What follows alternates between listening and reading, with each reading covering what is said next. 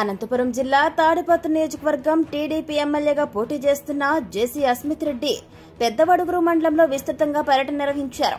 మండలంలోని అప్పిచెర్ల, కృష్టిపాడు, లక్ష్మీపల్లి, పెద్దవడుగురు గ్రామాల్లో road show నిర్వహించారు. ఆయా గ్రామాల్లో టీడీపీ శ్రేణులు ఆయనకు దారి వెంబడి పూల వర్షాన్ని కురిపిస్తూ జన నీరాజనాలు పలికారు. ఆయా గ్రామాల్లో ఏర్పాటు చేసిన రోడ్ షోల్లో జేసీ అస్మిత్ రెడ్డి మాట్లాడుతూ టీడీపీ అధికారంలోకి వచ్చిన తర్వాత కూడా పింఛను నేరుగా ఇంటికి వచ్చి పంపిణీ చేస్తారన్నారు. పింఛను 3,000 రూపాయల నుంచి ఏకంగా 4,000 రూపాయలు పెంచుతామన్నారు. అర్హులైన పేదవారందరికీ కూడా ఇంటి స్థలాలు ఇస్తామన్నారు. ఇంటి స్థలాలు ఉన్నవారికి ఇల్లు మంజూరు చేస్తామన్నారు జేసీ అస్మిత్ రెడ్డి. 90% సబ్సిడీతో రైతులకు డ్రిప్పులు మంజూరు చేస్తామన్నారు. పెద్దవడుగురు మండలంలోని అన్ని గ్రామాలకు సాగు, తాగునీటి సౌకర్యం కల్పిస్తామన్నారు ఆయన. నీటి కోసం రాజీనామా చేసిన ఘనత మా పెద్దనాన్న అయినటువంటి జేసీ దివాకర్ రెడ్డి, మా నాన్న జేసీ ప్రభాకర్ రెడ్డికి దక్కుతుందన్నారు ఆయన. రైతులపైన ప్రేమ ఉంటే ఎమ్మెల్యే పెద్దారెడ్డి రాజీనామా చేసి నీరు తెప్పించి ఉండేవారన్నారు. 2023 సంవత్సరంలో నీరు లేకపోవడం వల్ల పెద్దవడుగురు రైతులు నష్టపోయారన్నారు.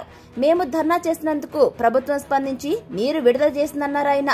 ప్రజలపైన ప్రేమ కానీ బంధం కానీ పెద్దారెడ్డికి లేదన్నారు. పెద్దవడుగురు మండలంలో రైతులు ఎక్కువగా ఉన్నారని, తాను ఎమ్మెల్యేకి ఎన్నికైన వెంటనే సాగునీటిపైన దృష్టి సారిస్తానని తెలియజేశారు జేసీ అస్మిత్ రెడ్డి. అందరికీ నమస్కారం. ఇప్పటికీ అర్ధ గంట లేట్ వచ్చాను, ఎందుకంటే ఇంతకుముందు వేరే పల్లెలుండా ఆడాడ లేట్ అయితే వస్తుంది. సో ఖచ్చితంగా నేనేం చేస్తానంటే నేరుగా మన సమస్యల పైకి వస్తా. మీ అందరూ తెలుసు, మా అంటే ఒక 10 రోజులు అయిందనుకుంటా నేను పర్యటన చేసి మన ఊర్లో, అవునా కదా? ఖచ్చితంగా ఇక్కడ చిన్న చిన్న సమస్యలు తెలుసుకున్నాను నేను. ఎస్సీ కాలనీ అయితేనేమి డ్రైనేజ్ సమస్య ఎక్కువగా ఉంది, అవునా కదా? అదేవిధంగా ముప్పాలగొత్తిలో, బూర్నకుంటలో కూడా రోడ్ల సమస్య ఉంది, నీటి సమస్య ఉంది. మల్లెపల్లి, బంతరపల్లి కూడా వాటర్ సమస్య ఉంది. నేనేం చెప్తున్నానంటే రేపు కానీ మన ప్రభుత్వం వచ్చాక, ఏదైతే జూన్ 5వ తేదీ తర్వాత రేపు మనం ఎన్నుకోబోయే సైకిల్ ప్రభుత్వం వచ్చిందంటే ఖచ్చితంగా నీటి సమస్య అయితే ఖచ్చితంగా తీరుస్తానని చెప్పి తెలియజేస్తున్నాను. ఏదైనా కానీ మొట్టమొదటిగా నేను చేసేది ఏంటంటే నీటి సమస్యనే. అది తాగునీరు కావచ్చు, సాగునీరు కావచ్చు. మీ అందరిని ఒకటి అడుగుతా, చాలా మంది వస్తున్నారు పగిడి వేషాలు వేసుకొని, ఏమంటున్నారు? నీళ్ళు అందించామంటున్నారు. అవునయ్యా, మీరు నీళ్ళు అందించారంటే మీకు కుంభ వర్షాలు పడ్డాయి, మీకు కాలువలు తవ్వాము కాబట్టి మీరు ఈగల్లారు. అదే మన పోయిన సంవత్సరంలో ఎప్పుడైతే మన మిర్చి రైతులు, మన పత్తి రైతులు ఏమైనారు? వాళ్ళు నాశనం. ఏమన్నారు? నేను అనలేను ఆ పదం, నువ్వైతే అన్నావు ఆ పదం, నేనైతే అనలేను. సో ఖచ్చితంగా చెప్తున్నా, అప్పుడు ముందు చూపుతో మేమైతే ఆలోచనతోనే కదా కాలువలతో, మనం తవ్విన కాలువలతోనే కదా వారు నీరు అందించిండేది. ఈ సభాముఖంగా చెప్తున్నాను, రేపు పొద్దున మన ప్రభుత్వం వచ్చాక ఏ విధంగా ఎవరితోనే కొట్లాడి ఎక్కడైతే మనం నీళ్ళు తెచ్చుకోగలుగుతామో తెచ్చుకుంటాం, సాగునీరు అందిస్తానని ఇచ్చాము, అవునా కాదా అన్న? మరి కుంభ వర్షాలు పడినప్పుడు ఎందుకన్నా వాళ్ళు ఇలాకపోయినారు?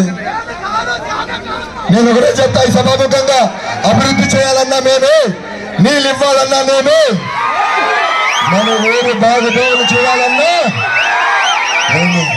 దయచేసి రేపు ఎన్నికలు వస్తున్నాయి, మే 13వ తేదీ. ఒక్కసారి ఆలోచించండి, మన ఊరు ముందుకు నడవాలన్నా, మన ఊరు అభివృద్ధి చెందాలన్నా సైకిల్ గుర్తుకు ఓటేసి చేయాలని చెప్పి సభలో తెలియజేస్తున్నా. అదేవిధంగా నీటి సమస్య గురించి చెప్పా, రోడ్ల సమస్య గురించి చెప్పా, ఎస్సీ కాలనీ గురించి చెప్పా. ఇంకా మాట్లాడుకుందామా? దేని గురించి? మన పథకాల గురించి. చివరిగా పథకాల దగ్గరికి పోయే ముందు మీ అందరిని ఒకటి అడుగుతా, నేను ఏదైనా పెద్ద సమస్య నాకు చెప్పాలనుకుంటా. ఊరు తిరిగినప్పుడు ప్రతి ఒక్కరు నా దగ్గరికి వచ్చారు, ఏమన్నారు? ఓ చిన్న అపోహ పెట్టుకొని వచ్చారు. ఏమమ్మా పెద్దమ్మ, ఖచ్చితంగా నువ్వు వినాల్సిందేదో నాకు తెలియదు, నీకు పెన్షన్ వస్తుందో లేదో కానీ ఖచ్చితంగా పెన్షన్ గురించి మాట్లాడతా. చాలా మంది నా ముందుకు వచ్చారు, ఏమన్నా ప్రభుత్వం మారితే రేపు నాకు పెన్షన్ వస్తుందా రాదా, ఏ విధంగా వాలంటీర్లు వచ్చి నాకు ఇస్తున్నారు లేదని చాలా మంది అడిగారు. ఈ సభముఖంగా నేను చెప్తున్నా, ఎవరు దిగులు పెట్టుకోవచ్చు, ఎవరు బాధపడకూడదు. ఖచ్చితంగా ఏ విధంగా అయితే వాలంటీర్లు మన ఇంటికి వచ్చి ఇచ్చిపోతున్నారో అదే విధంగా కొనసాగిస్తామని చెప్పి ఈ సభలో తెలియజేస్తున్నాను. ఒక్క నిమిషం వెయిట్ చేయండి. వెయిట్ చేయండి, ఇంకొకటి చెప్తా దానికి.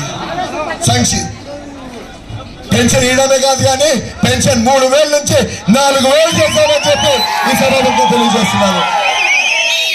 అయ్యా మీకు గుర్తుందా 19లో ఏం చెప్పాడో జగన్మోహన్ రెడ్డి గారు? ఇంటింటికి వచ్చి సంక్షేమ పథకాలు ఇస్తాను, ఇంటింటికి పెన్షన్ ఇస్తాను, 2,000 నుంచి 3,000 చేస్తాను. కానీ 3,000 చేయడానికి ఎన్ని రోజులు పట్టిందన్నా? ఏమన్నా నీకన్నా ఎన్ని ఎకరాలు ఉందన్నా? ఎన్ని ఎకరాలు ఉంది? చాలా మంది చూసా 6 ఎకరాలు ఉన్నా, సెంటు భూమి ఉన్నా, 2 ఎకరాలున్నా, 10 ఎకరాలున్నా, ఎన్ని ఎకరాలున్నా తస్మా జాగ్రత్త. ఒకప్పుడు గుర్తుందా? మీ అందరికి పాస్బుక్లు ఉన్నాయా? పాస్బుక్లు ఉన్నాయా? ఎట్లుండేటి మీ పాస్బుక్లు? ఒకప్పుడు ఇది మీ పాస్బుక్, అవునా కదా?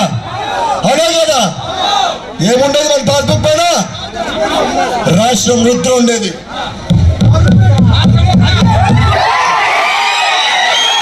రాష్ట్ర వృద్ధి ఉండేది. ఈ రోజు ఏముంది మీ పాస్బుక్ పైన? ఏముంది మీ పాస్బుక్ పైన? ఎత్తేదా? ఎత్తేదా? ఏదంటారు అనుకో, ఎత్తేదానికి లెక్కాడు ఎత్తేదా అంటున్నా. ఎప్పుడున్న పాస్బుక్ ఏది? ఇప్పుడున్న పాస్బుక్ ఏది? ఇది మన పాస్బుక్. ఇప్పుడు ఏడప్ప సొమ్ము వేసుకున్నారు వాళ్ళ బొమ్మ. ఏడప్ప సొమ్ము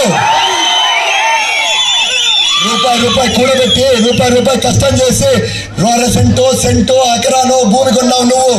తాత ముత్తాతలు ఇచ్చిండొచ్చు, నీ సొంత భూమి ఉండొచ్చు, పిల్లల కోసం సేవ్ చేసుకోండొచ్చు.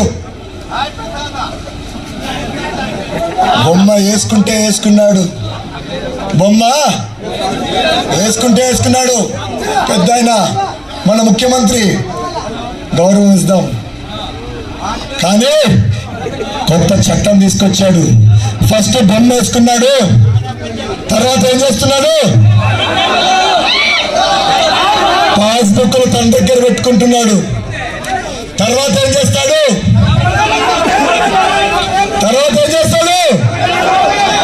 ఏ విధంగా అయితే సచివాలయాన్ని తాకట్టు పెట్టాడో ఆ విధంగా కాదు. ఏమంటారు తెలుసా? నా ప్రజలకి నా పైన చాలా ప్రేమ ఉంది, నాకు సొంతంగా వచ్చి వాళ్ళ ఆస్తులు ఇచ్చారు, పోయి ఏ బ్యాంకులో అయినా పెట్టమన్నారు, అందుకు పెట్టి డబ్బులు తీసుకొచ్చానంటాడు. తస్మా జాగ్రత్త.